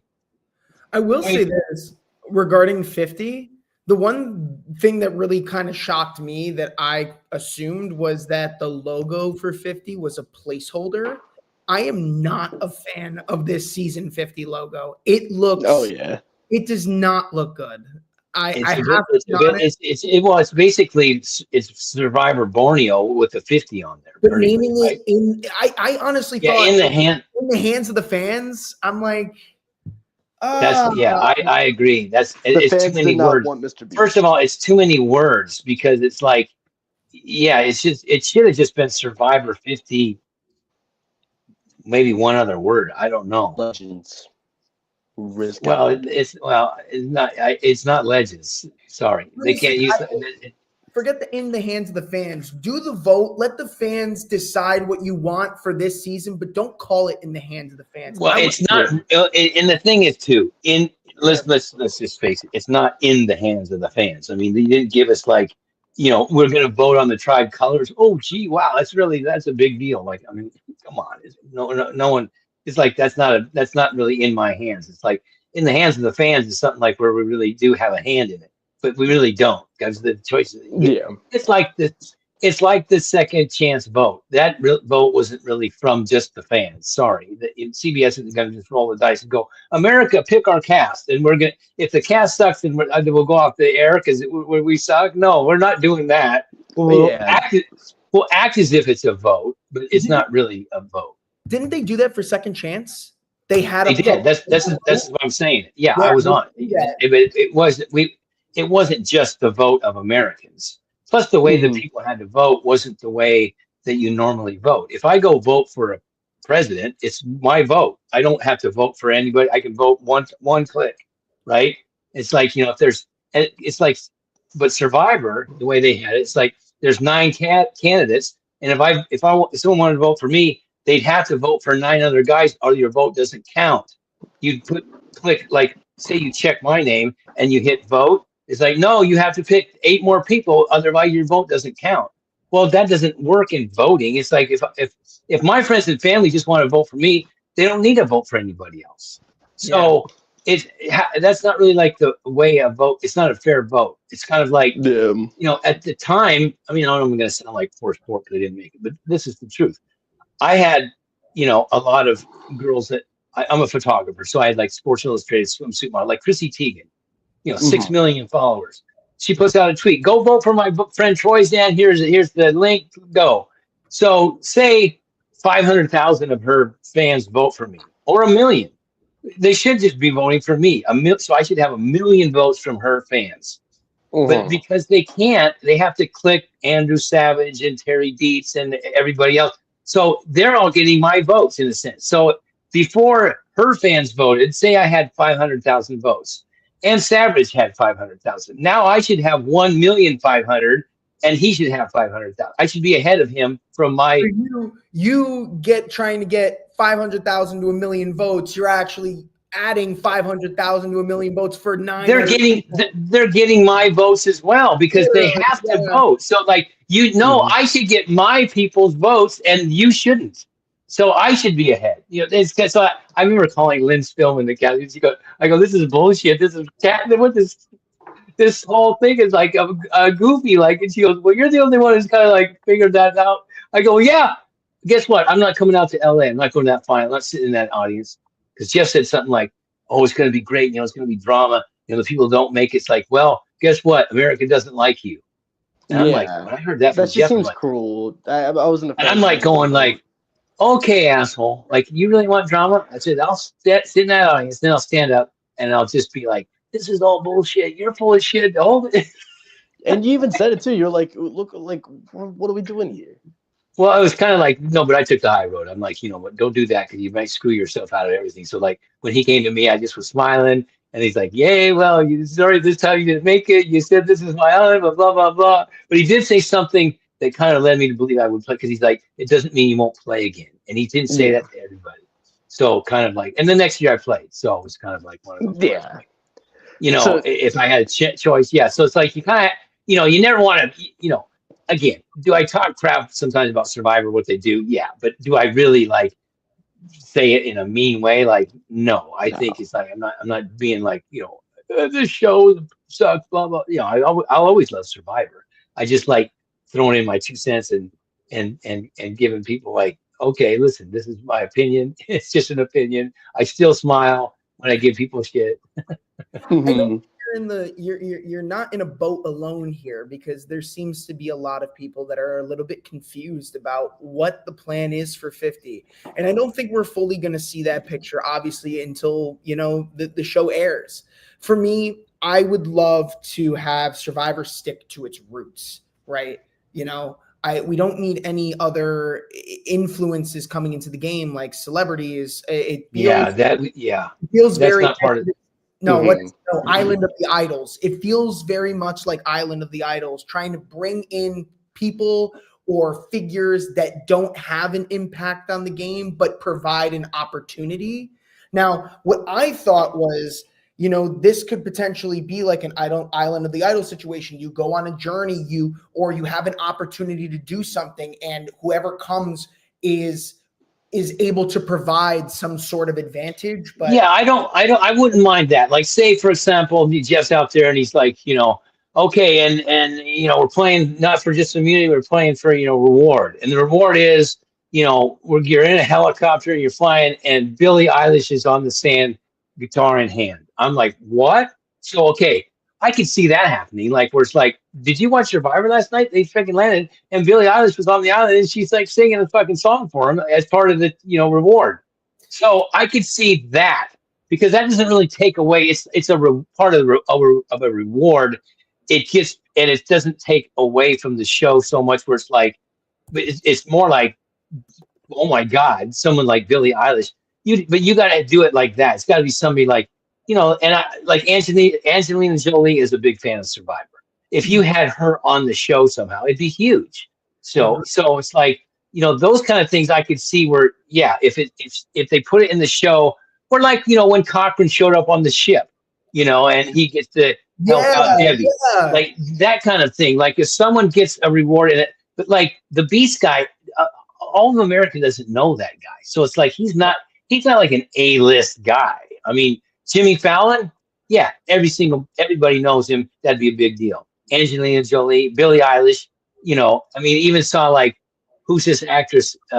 She doing a movie about Survivor, which she did like a Survivor video. Yeah, no. So I don't know what it's called, but it's a movie. Yeah, but she's a famous actress. She wasn't she in The Notebook or one of those? Like, yeah. And so I'm like, so if she made, an A-lister person that would, be on the show in that capacity, not playing, just to me to be in there on a reward, and not just to show up like, okay, you're standing next to Jeff before a challenge, something goofy like that, where you're just, part of that. You got to make them part of the show. And to me, like, having them be a part of a reward would be the best. Either they go out to the ship and surprise, okay, guess what? Oh, it's Johnny Depp.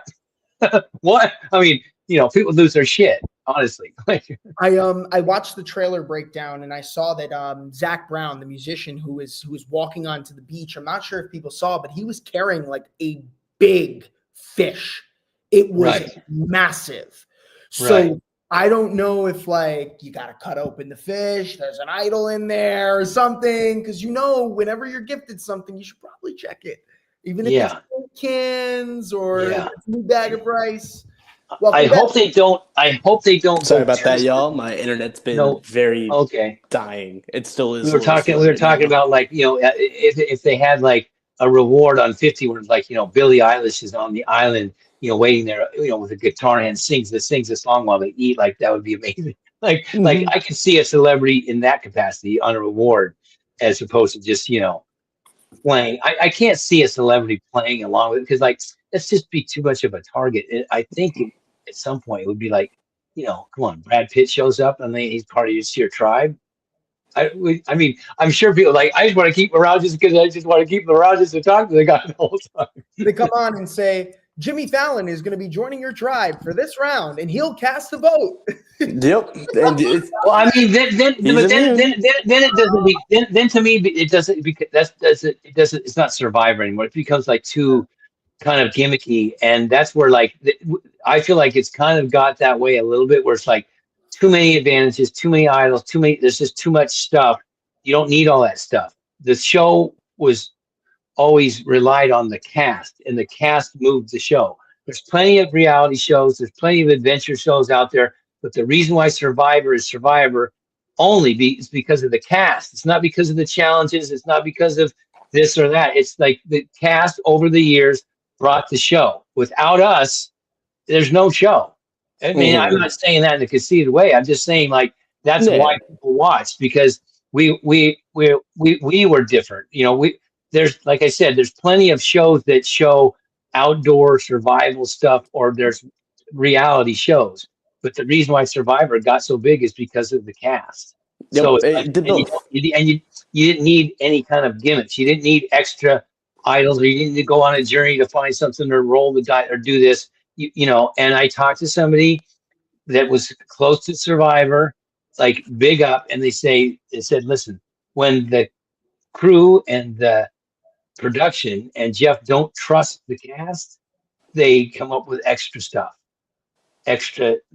gimmicks, meaning idols and advantages and steals and this and that and all that stuff, because the cast can't bring the show.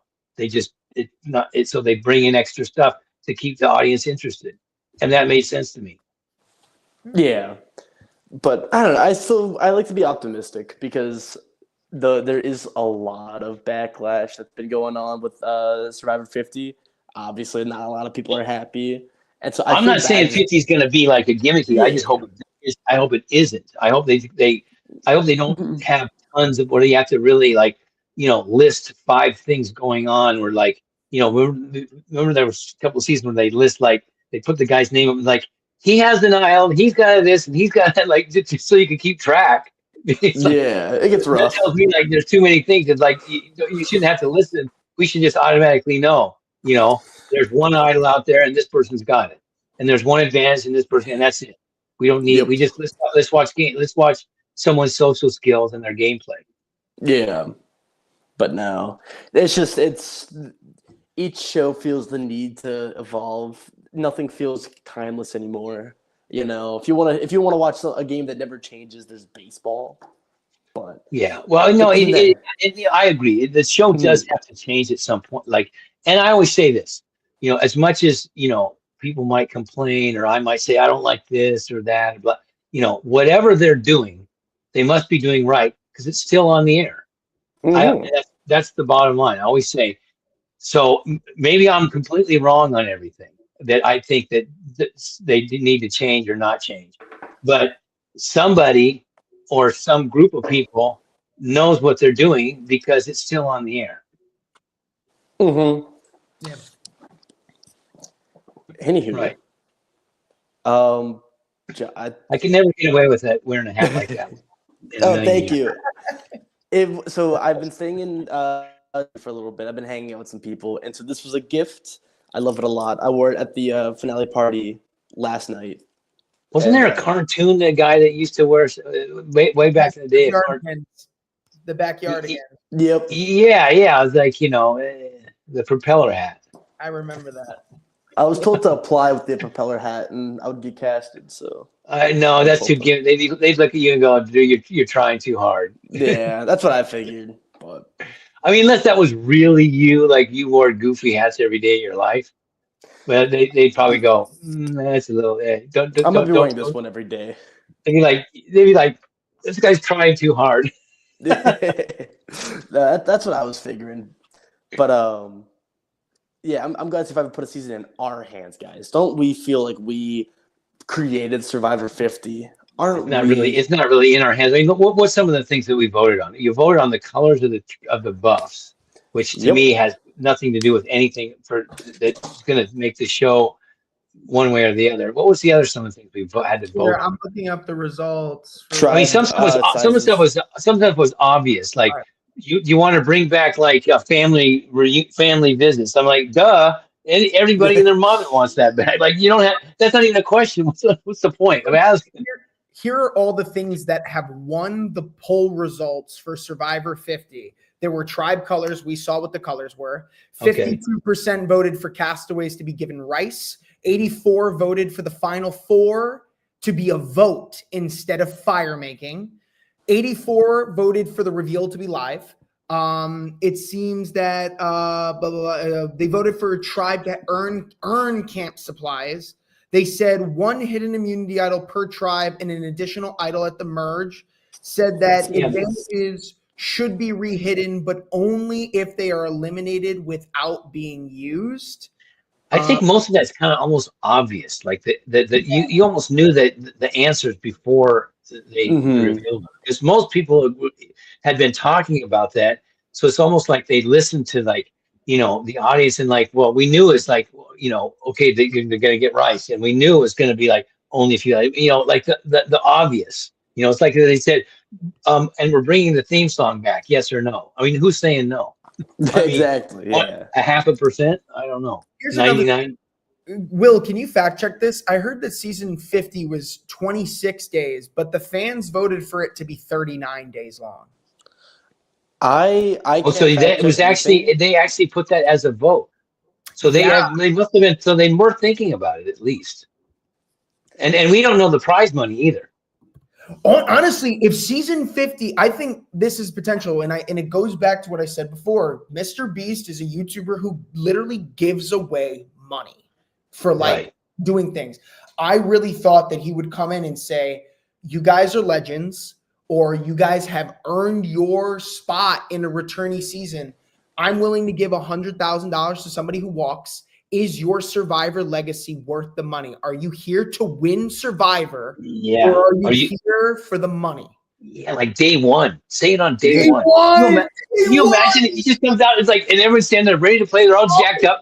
And then that just comes out of fucking left field. And everyone's going, and people with families are, and they're going, well, shit. Well, and the thing is too, if you're only playing for $1 million, second place is only $100,000. So you're like, well, I can get $100,000 right now and walk away. And I showed my face on the show. I mean, I bet you there'd be 2 or 3 be like, I'm out. Yep. And it's like, okay, see ya. Let me throw this in for you, Troyzan. Now, let's say we got 24 players. This happens on day 1.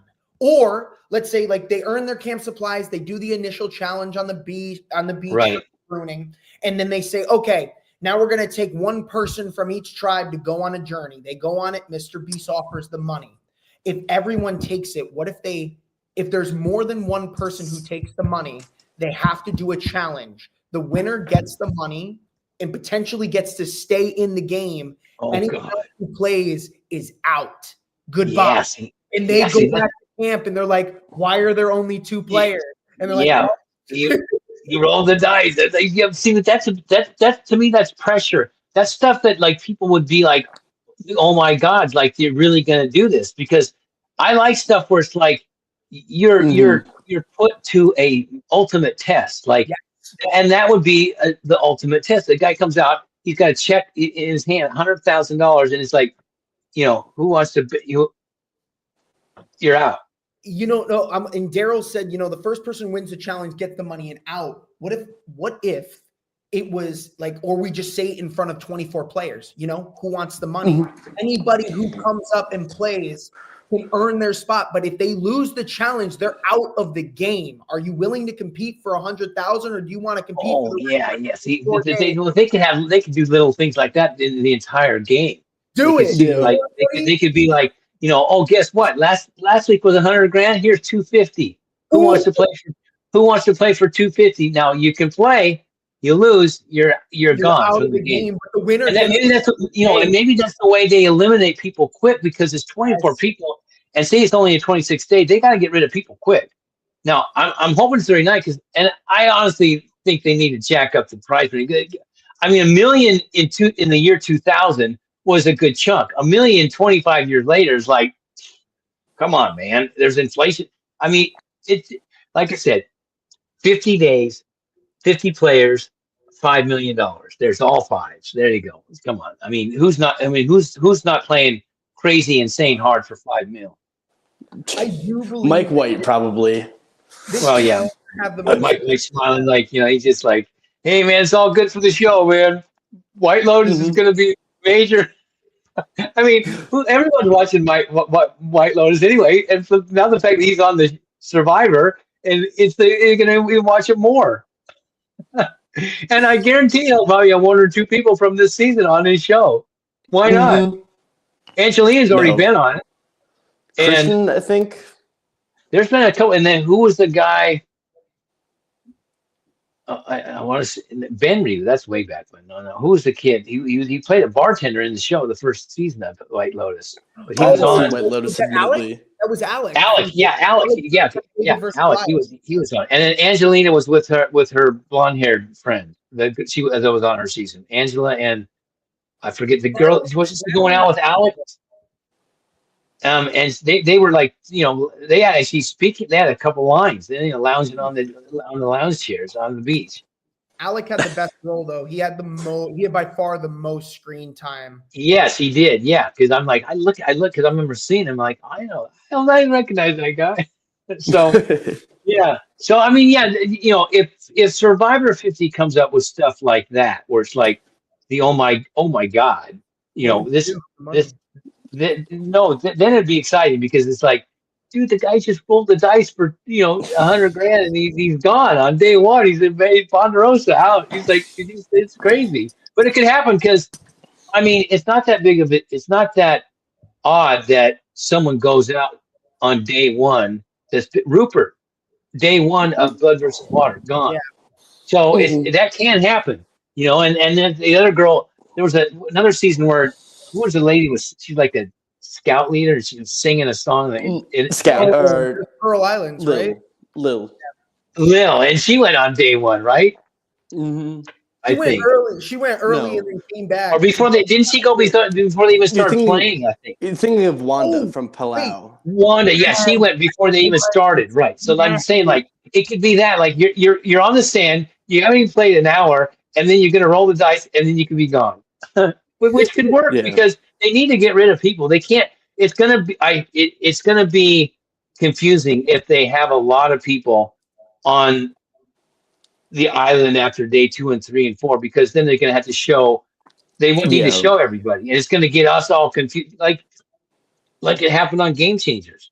There was too many big names that they had to show, and everyone else got nothing. So people were like, "Well, I can't really follow the game. Like I'm seeing Tony a whole lot, and okay, he's gone, and Sierra Easton, she's gone, and there goes Malcolm. Like, so no one knew what the hell was going on. So it's like, as before in a normal season, if you go in the first 4 days, you don't get a big edit, and it's kind of like, well, sorry, it's like you're not kind of part of the show. It's like I feel bad for you, but it just doesn't confuse the audience. So I hope they don't get too confusing where they feel like they got to show, a 30-second clip of everybody. Yeah.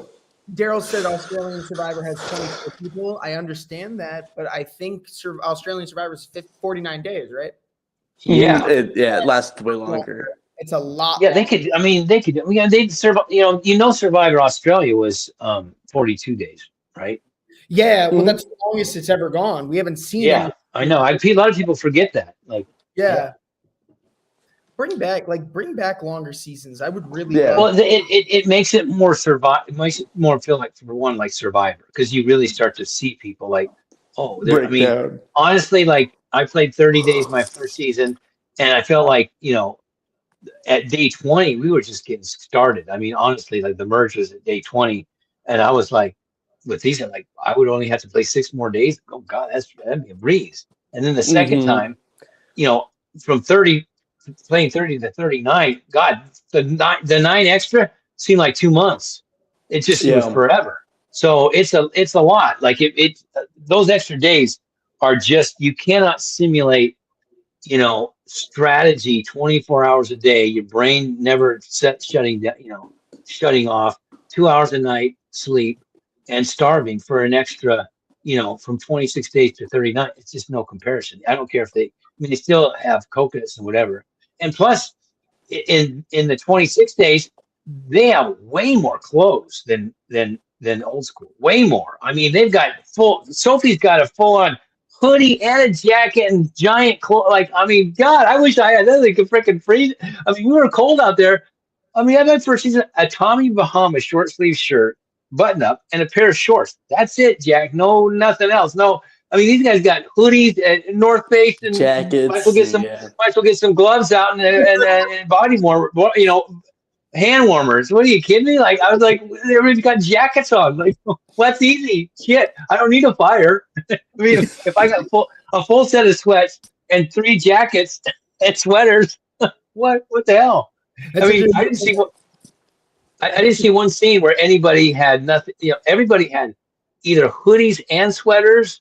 And I mean, Sophie's thing. Do you see what Sophie wears? It looks huge. It looks like a full winter outfit. It's a hoodie and a giant jacket and these giant pajamas. I think she's even got big old slippers on or boots or something. I mean, wow, okay, that's not that. That's easy. I mean, you're on an island. I mean, it does get cold, but it's like Mm-hmm. even if it rained, I'm like, well, it's not even gonna penetrate through all that stuff. So that's good. No, I'm looking forward to it. Although I think, yeah, it'll be fun. Again, it'll be fun. I mean, once it gets going, and everyone's gonna be, oh my God, I have to watch. I mean, it's gonna be, it'll be watched quite a bit. I mean, come on. They're probably, and they're going to advertise. I mean, it's Survivor 50. Plus they're doing this like idle Mr. hide in Beast. any state, hide in the island, the states, and they're doing a Survivor Cafe here in Miami. So that'll be cool. I'm going to go to that. I'll go see. I'll probably go. They'll probably have something on episode 1 at the cafe, I would think. So that'll be cool to go down there. And Okay. Yeah. Nice. Yeah. Anywho, I think that might be it for us. It was definitely a looser podcast for us, but like 49, it was very self-contained. Like it was predictable. We kind of knew. We kind of called it. We're much more excited about Survivor 50, but I still thought 49 was a pretty good season overall. Congratulations to Savannah as well, and Rizzo for making it to Survivor 50. Yeah, Savannah's a deserving winner. She seems like she's cool. I mean, it's a hard season to kind of like, if you're 49 and 50's coming, it's kind of like you're in a situation that's like out of your control. It's like being on Survivor 39 when you knew 40 was winners at war. Is everyone all jacked up about your season? I don't know. It's one of those. Yeah. But no, I think that might be it for us until the premiere of Survivor 50. Me and Josh have some ideas. Josh, will you be at New York at all for Survivor 50? I probably will. Yes, it sir. really all depends. But I just want to say, Troyzan, thank you for, Oh, coming on, staying with us and talking Survivor. We're all really passionate about the show, and we're really glad to have you. Very raw insight too. It's always fun. I mean, I always tell people, like, once they get talking, I just can't. It's like I just go and go. Yeah, that's good. I tell people, well, you can tell that I'm still a fan because of the way I talk about it. I played twice. I haven't changed about how I felt as a fan. I knew how I felt when I was a fan. If I went on the show and Richard Hatch would have been, I would have freaked out. It's like, and I did freak out the first time I actually met, a bunch of survivors. So yeah, I love doing these. You guys can invite me back anytime. Good luck on your podcast, and you'll be back for 50. I'm sure of it. Oh, I'll come back. Yeah, sure. Thanks for being cinema. Okay. Good talking to you guys. Yeah, good talking to you too, and to the audience as well. Thank you for all of Survivor 50. We have some good things happening for Survivor 50. We are very excited, and we love everyone for just being a part of the community, the Stockwatch Nation, the Stockites. What was the term, Josh? I had a term. Cohorts, the Stock cohorts. There we go. And we'll see y'all for next season, y'all. Back in February. February already. Goddamn. February. That's there you go. 50.